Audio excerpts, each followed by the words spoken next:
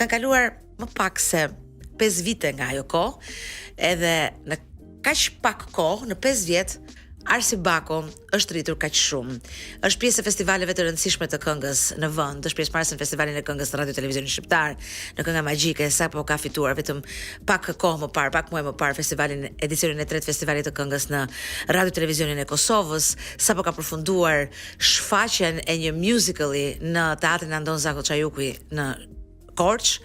Edhe për gjitha këto, s'mund të them tjetër, Arsi, përveç se më mbrëma pa tjetër, por edhe që jam shumë e lumtur për ty, edhe mirë se vjen së pari.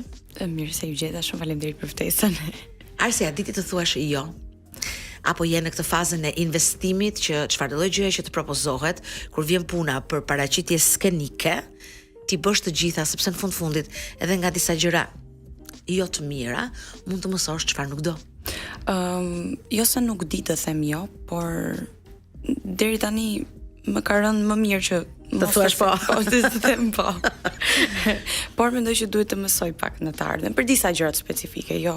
Mendoj që çdo mundësi, siç edhe ti the, ka një gjë për të ofruar, qoftë mirë, qoftë keqe, po gjithmonë mësojmë nga të gjitha përvojat që kemi, sidomos në këtë karrierë që, domethënë, çdo përballje me publikun apo çdo përballje me njerëz të ndryshëm të industrisë bën mirë, të forcon ose të jep dije për diçka tjetër, që ty s'ta pret mendje që mund të vi. E di çfarë ka Arsi për ata që nuk e njohin nga afër, po e shohin kështu si portret ose përveç pjesës që është këngëtare karakteri dhe që është e padiskutueshme se ka ca gjëra për të cilat nuk ka merit Arsi. Domethënë është natyra që e ka pajisur për ca talente të tjera, po ja, është disiplina, është modestia për të çuar disa gjëra deri në fund, edhe që vinë njerëzit të kërkojnë, të takojnë. Është pak e vështirë të gjesh sot njerëz të rinj të cilët nuk fillojnë një marrëveshje bashkëpunimi me ty pa të vënë kushte.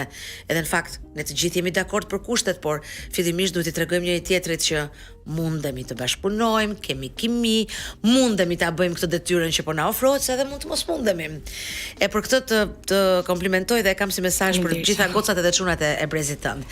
Arsi, e folëm pak momente më përpara që ti je në këtë moment, pikërisht se kanë ndodhur këto gjëra të ndryshimet e fundit në jetën tënde, por pavarësisht kësaj, unë i kam qejf kthimet pas në kohë, sepse ato janë një mënyrë reflektimi për njerëzit, e duhet të kthejmë edhe unë, edhe kur të bëhem 70 vjeç, duhet të kthehem pas në kohë për të kuptuar nga kam ardhur.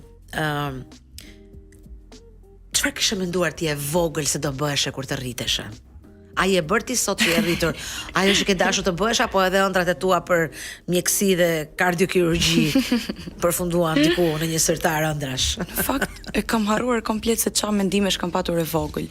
Unë di që gjithmonë e kam patur në një pjesë të mbrapsme të kokës time dëshirën për të bërë këngëtare dhe për të kërcyer dhe për të qenë në skena gjatë gjithë kohës, sepse kam qenë në balet e vogël dhe kam patur kështu.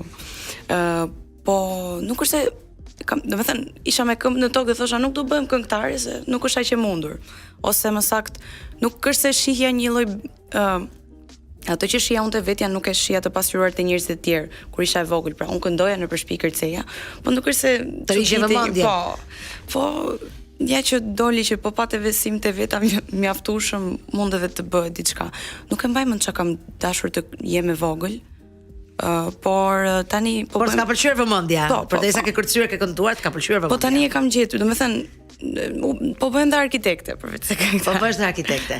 A është ajo një zgjedhje e formimit tënd profesional si një mundësi, sigurie për jetën e të ardhmen, apo hyn edhe ajo te pasionet e tua, arkitektura? Faktikisht është një deg që duhet të lidhet me pasionin, sepse është e tillë që e përfshin edhe artin brenda saj. Unë e kam pak të vështirë ta quaj një pasion timin akoma, duke qenë se merr një pjesë më të madhe muzika. Muzika sot. E bëj atë me më shumë qejf dhe me më shumë dëshirë, ama kam shpresën dhe faktikisht po shoh një lloj ndezje të shkëndijës edhe tek arkitektura, që shpresoj do të vazhdoj të rritet me kalimin e kohës, sepse është me vërtet një deg shumë e bukur dhe mendoj që më përshtatet shumë mirë. Po thjesht do pak më shumë fokusim se që kam dhënë deri tani.